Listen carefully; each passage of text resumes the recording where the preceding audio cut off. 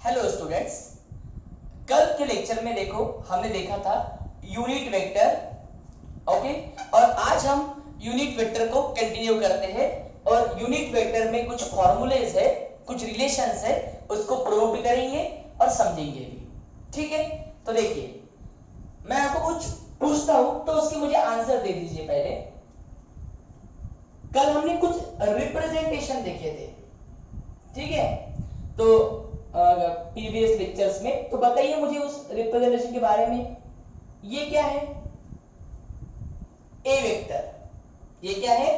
ए vector मतलब किसी quantity के ऊपर अगर ऐसा एरो है तो इट इज ए वेक्टर। इसका मतलब है कि इस क्वांटिटी को मैग्नीट्यूड भी है, इस क्वांटिटी को मैग्नीट्यूड भी है और डायरेक्शन भी है।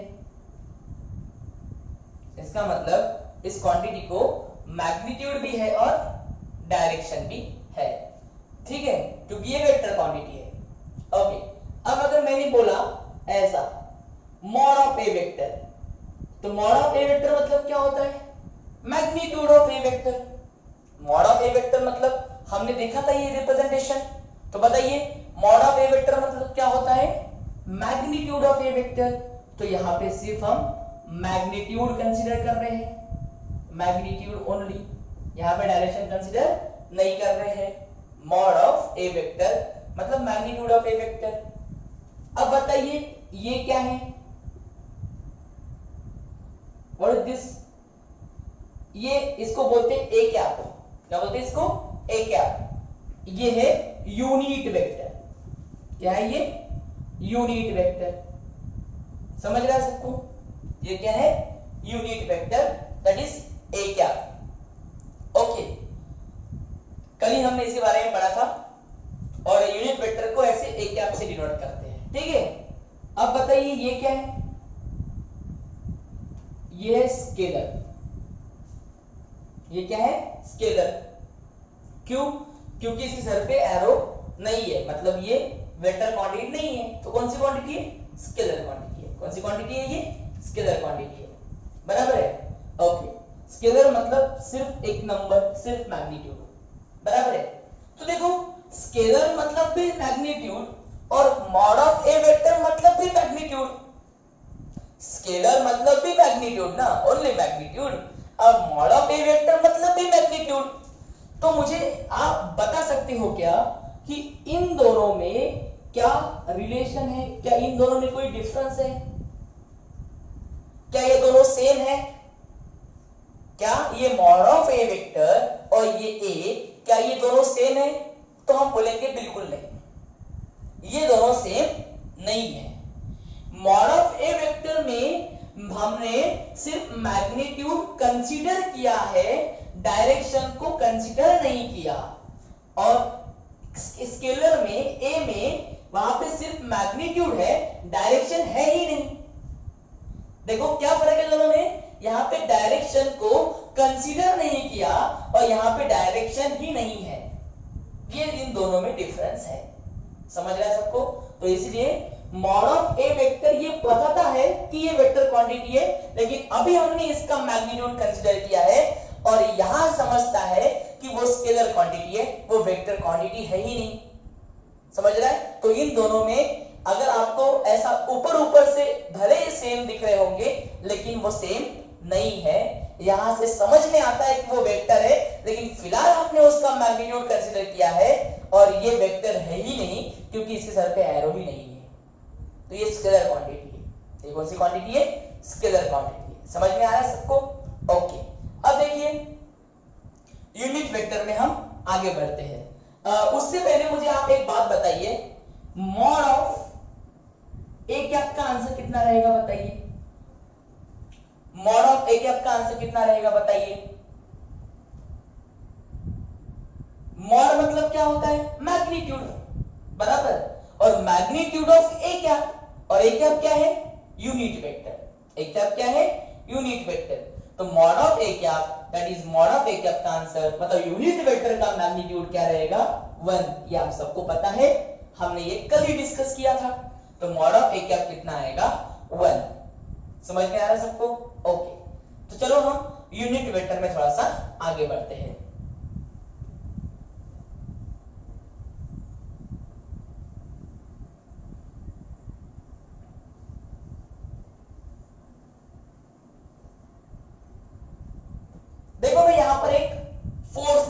एक क्वांटिटी लिखता हूं, देखो force that is mod of F vector is equal to कितना 10 न्यूटन। मतलब मैग्नीट्यूड ऑफ फोर्स वेक्टर ये कितना है बताइए 10 न्यूटन। मतलब 10 Newton is the magnitude of force. 10 Newton क्या है बताइए magnitude of force. 10 Newton magnitude of force बराबर है। तो बताइए फोर्स को डायरेक्शन होती है क्या? हाँ। अब देखिए हमारे पास ये मैग्नीट्यूड है 10 न्यूटन का फोर्स बराबर है। अब मैंने अगर आपको बोला एक मैं वेक्टर निकालता हूं, ये ऐसा वेक्टर देखो, ये ए वेक्टर, ओके। अब मैं ऐसा एक ए वेक्टर निकालता हूं, ये ए वेक्टर को डायरेक्शन है, देखो इधर वाली ऐसी डायरेक्शन है, समझ रहे? और मैंने अगर अभी कहा कि ये 10 न्यूटन को ए की डायरेक्शन में लगाओ, देखो मेरा क्वेश्चन सुनो, मैं आपको बता रहा हूं कि यूनिट वेक्टर का फायदा कैसे होता है, यूनिट वेक्टर की यूज कैसा है देखो फिजिक्स में। मतलब देखो अभी फॉर्मूला तो हम डिराइव करेंगे, बिल्कुल करेंगे, ठीक है ना, लेकिन यूनिट वेक्टर का यूज कैसे करना, क्या नॉलेज, मतलब आपका अगर नॉलेज पक्का हो जाए तो यूनिट वेक्टर का अपने आप यूज कर सकते हो। तो मैं आपको यूज करके दिखा रहा हूं यूनिट वेक्टर का। तो वो सुनो, मैंने एक फोर्स का मैग्नीट्यूड लिया 10 न्यूटन। 10 न्यूटन क्या है उसका मैग्नीट्यूड, और मैंने कहा कि मुझे ये 10 न्यूटन ये ए के डायरेक्शन में लगाना है, मुझे ये 10 न्यूटन इस ए के डायरेक्शन में लगाना है। तो बताइए ये 10 न्यूटन ए की डायरेक्शन में कैसे लगा सकते हैं? कैसे लगा सकते हैं हम ये 10 न्यूटन ए की डायरेक्शन में? एक बताता हूं मैं आपको कि कैसे हम इसको 10 न्यूटन ए की डायरेक्शन में कैसे लगा सकते हैं। मैं आपको एक आइडिया बताता हूं, देखो बहुत ही इंटरेस्टिंग आइडिया है और आपको ये याद रखना है। ऐसा कर देना बस, ये एफ वेक्टर है ना, अभी हमें इसका डायरेक्शन देना है, कौन सी डायरेक्शन देना है? ए की, इसलिए मैंने मॉड निकाल लिया इसका और मैं इसको लिखता हूं 10 ए क्या किया मैंने 10 को ए कैप से मल्टीप्लाई कर दिया। अब बताओ ये 10 को ए कैप से मल्टीप्लाई करते बराबर इस 10 न्यूटन को ए वेक्टर की डायरेक्शन मिल गई, इस 10 न्यूटन को ए वेक्टर की डायरेक्शन मिल गई। आप बोलेंगे कैसे मिल गई? तो मुझे एक बात देखो अभी, आप बहुत ही अच्छे से ध्यान दो। मैं आपको पहले एक स्टेटमेंट बताता हूं, अगर ये 10 न्यूटन को आपको ए वेक्टर की डायरेक्शन देना है, तो मैंने क्या किया, इस ए वेक्टर के यूनिट वेक्टर को मैंने 10 से मल्टीप्लाई कर दिया और फिर बोल दिया कि अगर आप किसी वेक्टर के यूनिट वेक्टर को किसी मैग्नीट्यूड से मल्टीप्लाई करते हैं तो वो मैग्नीट्यूड को उस वेक्टर का डायरेक्शन मिल जाता है। मतलब अगर आपको ए वेक्टर की डायरेक्शन 10 न्यूटन को देना है तो 10 को ए वेक्टर के यूनिट वेक्टर से मल्टीप्लाई कर देना, 10 को ए वेक्टर के यूनिट वेक्टर से मल्टीप्लाई कर देना, आपके 10 न्यूटन को ए वेक्टर की डायरेक्शन मिल जाएगी, आपके 10 न्यूटन को ए वेक्टर की डायरेक्शन मिल जाएगी। समझ रहा है सबको? नहीं समझ रहा है बराबर? अब मैं बताता हूं आपको कैसे ऐसा हुआ। आप इसके लिए मुझे एक बात बताना सिर्फ, ये है ए कैप क्या है बताइए? यूनिट वेक्टर बराबर है। ए कैप क्या है? Unit vector. यूनिट वेक्टर का मैग्नीट्यूड कितना होता है रे? 1। यूनिट वेक्टर का मैग्नीट्यूड कितना होता है? 1। और यूनिट वेक्टर की डायरेक्शन कौन सी होती है? यूनिट वेक्टर की डायरेक्शन वही होती है जो उसके फुल वेक्टर की होती है, जिसका वो यूनिट वेक्टर होता है।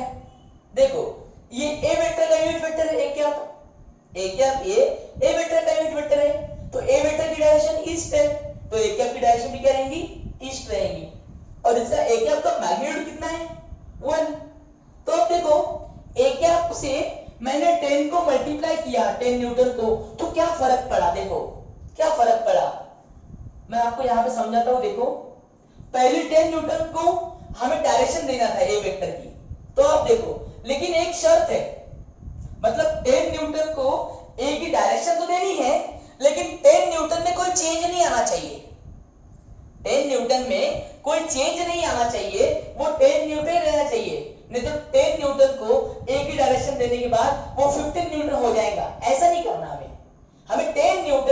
न्यूटन ही रखना है, लेकिन उसको डायरेक्शन ए वेक्टर की देना है, और ऐसा करने के लिए मैंने ए वेक्टर के यूनिट वेक्टर को उससे मल्टीप्लाई कर दिया और मैंने बोला काम हो गया।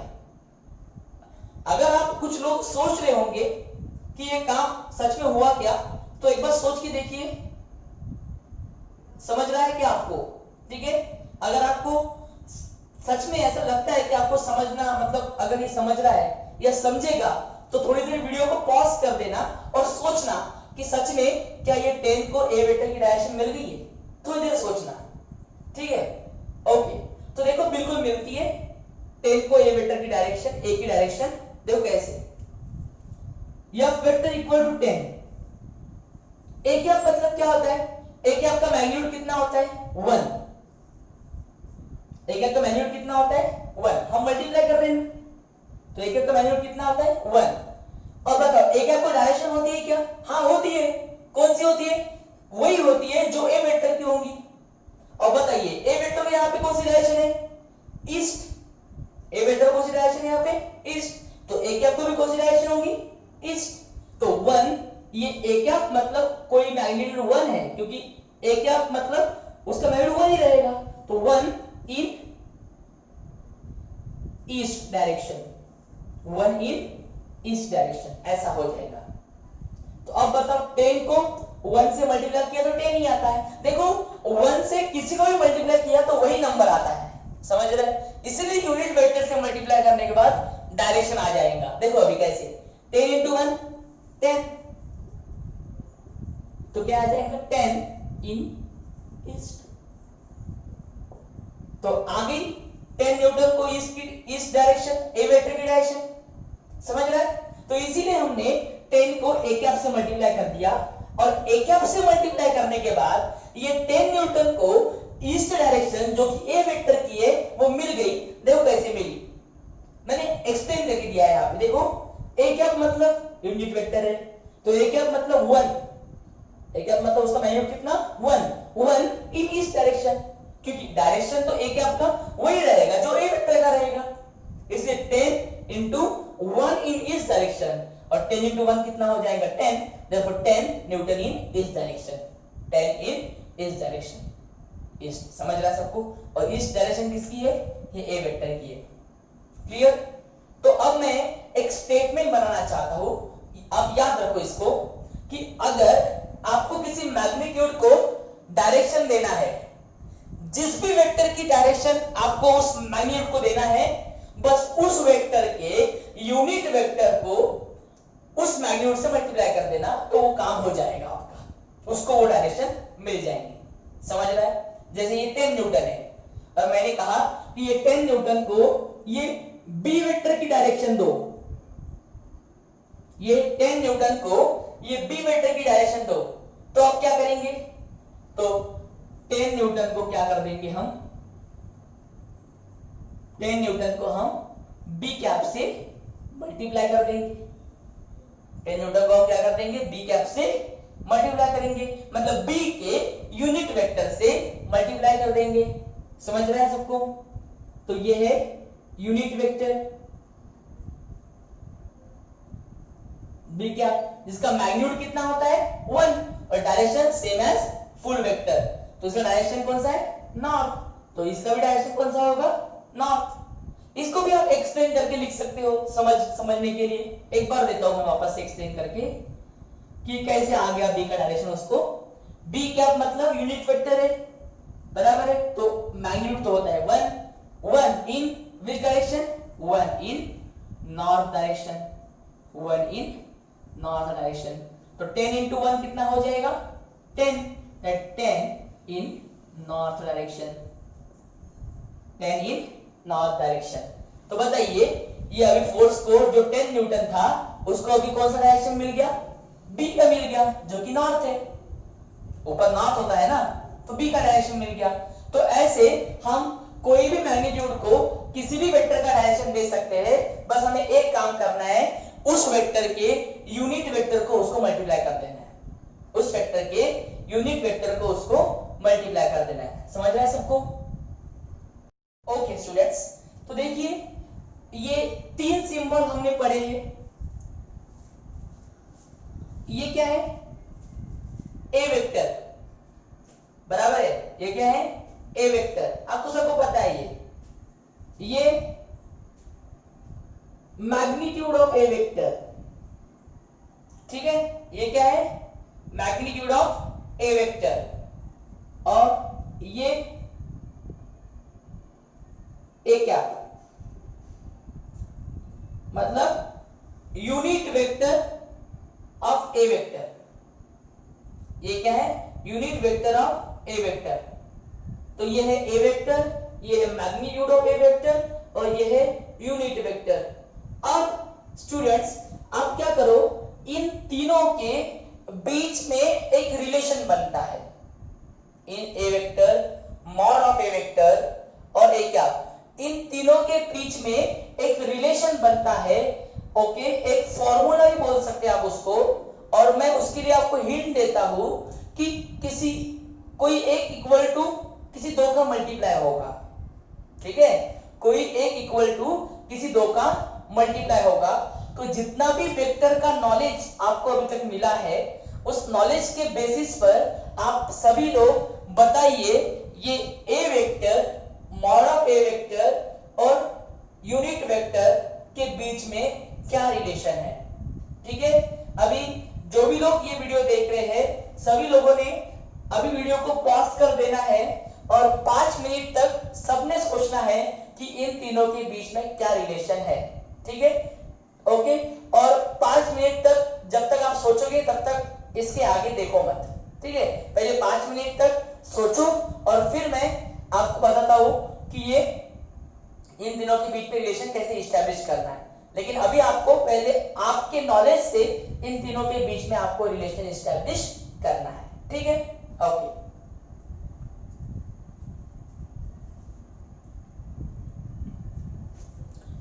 ओके, तो ठीक है, बहुत लोगों ने सोच लिया होगा कि A vector, mod of A vector और ए के आपके बीच में क्या रिलेशन है, ठीक है ना, तो जो भी आपने सोचा होगा, आपने लिखा होगा आपके बुक में, चेक करिए कि जो मैं निकालता हूं क्या वही वो रिलेशन आता है। मैंने आपको हिंट दिया था कि कोई एक चीज किसी दो का मतलब इक्वल टू किसी दो का मल्टीप्लाई है, कोई एक इक्वल टू किसी दो का मल्टीप्लाई है, ठीक है, तो सभी ने इसका आंसर निकाला होगा, तो चेक करिए एक बार, ओके। तो मैं इस चीज को एक्सप्लेन करने के लिए एक एग्जांपल लेता हूं, हमारा हमेशा का example,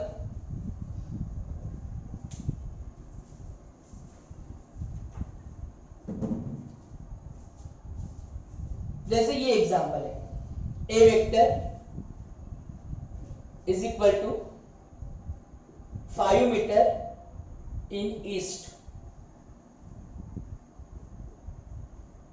A vector is equal to 5 metre in east, ठीक है।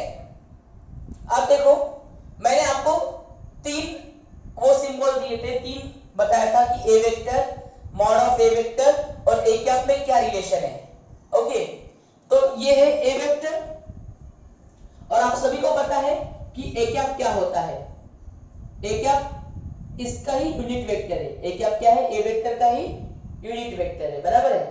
तो देखो अब मैंने जिन 3 चीजों के बीच में रिलेशन आपको निकालने के लिए कहा था वो मैं यहां लिखता हूं एक बार, ए वेक्टर, दूसरा क्या था, मॉड ऑफ ए वेक्टर, और क्या है, ए कैप, ठीक है।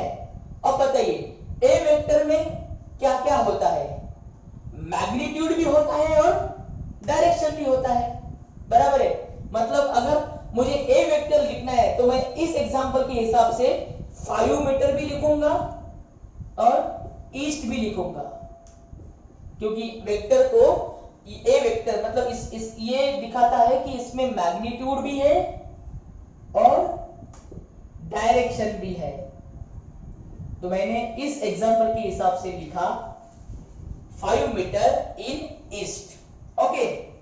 मॉड ऑफ ए वेक्टर मतलब इसमें हमें सिर्फ मैग्नीट्यूड कंसीडर करना है, मतलब सिर्फ 5 मीटर कंसीडर करना है, इसमें हमें सिर्फ क्या कंसीडर करना है, सिर्फ 5 मीटर कंसीडर करना है, ओके। और ए कैप क्या है, इसको A cap is the unit vector of A vector, इसमें मैग्नीट्यूड है लेकिन वो 1 है, और 5 मीटर अगर फुल वेक्टर का मैग्नीट्यूड है तो यूनिट वेक्टर का मैग्नीट्यूड 1 मीटर होगा, बराबर है, 1 होता है और यूनिट वही होता है जो फुल वेक्टर का होता है, तो इसका मैग्नीट्यूड है 1 मीटर और डायरेक्शन तो वही होती है जो फुल वेक्टर की होगी, तो 1 metre in east, 1 metre in east, समझ रहा है? ओके, अब इन तीनों को हमें रिलेट करना है, और मैंने आपको हिंट देते वक्त कहा था कि कोई एक किसी दूसरे दोनों का मल्टीप्लिकेशन है, मतलब कोई एक इक्वल टू उस दोनों का बचे हुए दोनों का मल्टीप्लिकेशन है, तो यहां से आपको एकदम इजीली समझ में आ रहा होगा कि वो रिलेशन क्या होगा। वो रिलेशन देखो ऐसा होगा कि अगर देखो मैं यहां पे लिख के दिखाता हूं आपको direct, A vector is equal to आएगा mod of A vector into A क्या, देखो ए वेक्टर मतलब 5 metre in east, okay, mod of A vector मतलब ओनली 5 मीटर, और ए कैप मतलब मतलब 1 मीटर इन ईस्ट,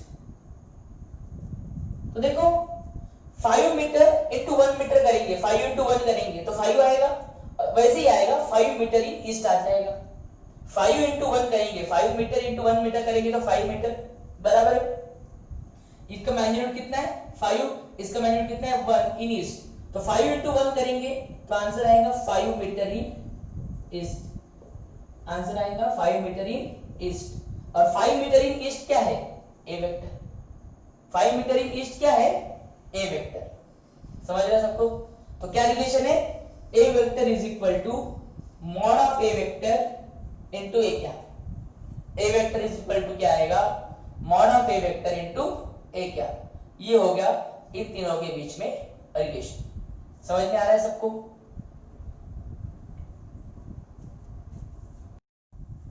ओके, तो अभी अभी हमने एक रिलेशन बनाया है, कौन सा, A vector is equal to mod of A vector into unit vector of A, unit vector of A, ये रिलेशन है, A vector is equal to mod of A vector into unit vector of A, clear है? Okay, अब हम ये तो हमने एक example के तौर पे लिया था, अब हम इसका मेन फार्मूला लिखेंगे जो कि बहुत ही आसान है, देखो ए वेक्टर मतलब इसको लिखेंगे फुल वेक्टर, मतलब कोई भी फुल वेक्टर, इसको लिखेंगे मैग्नीट्यूड ऑफ वेक्टर, ये मॉड ऑफ ए वेक्टर क्या है मैग्नीट्यूड ऑफ वेक्टर, अब उसको हम जनरल फार्मूला में लिख रहे हैं, ये है full vector, this is magnitude of vector, या ऐसा बोलो मैग्नीट्यूड ऑफ फुल वेक्टर याद रहने के लिए, magnitude of full vector into unit vector,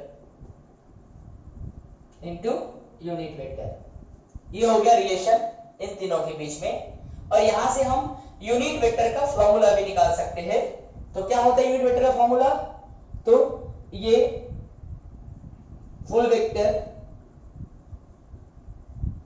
ये magnitude of full vector multiply में है, ये डिवाइड में आ जाएगा, इधर आएगा तो डिवाइड में आएगा magnitude of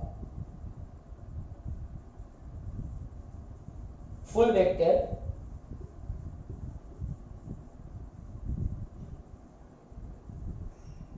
is equal to क्या आ जाएगा यहाँ पे unit vector, is equal to क्या आ जाएगा unit vector, therefore what is the formula of unit vector, therefore unit vector is equal to, therefore unit vector is equal to full vector upon magnitude of full vector, full vector upon magnitude of full vector,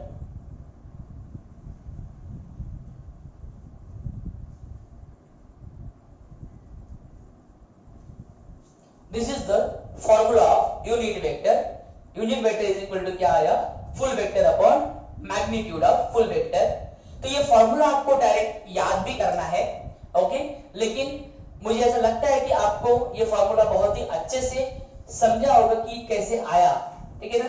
with the help of vector knowledge आपको ये formula किस तरीके से बना होगा, किस तरीके से आया, ये भी क्लियर हो गया होगा, ठीक है, ओके। तो नेक्स्ट लेक्चर में हम यूनिट वेक्टर के बारे में और डिटेल्स में पढ़ेंगे, क्योंकि यूनिट वेक्टर एक इतना छोटा टॉपिक नहीं है, वो और बड़ा है, इसको और डिटेल में पढ़ेंगे। तो मिलते हैं नेक्स्ट लेक्चर में। Thank you.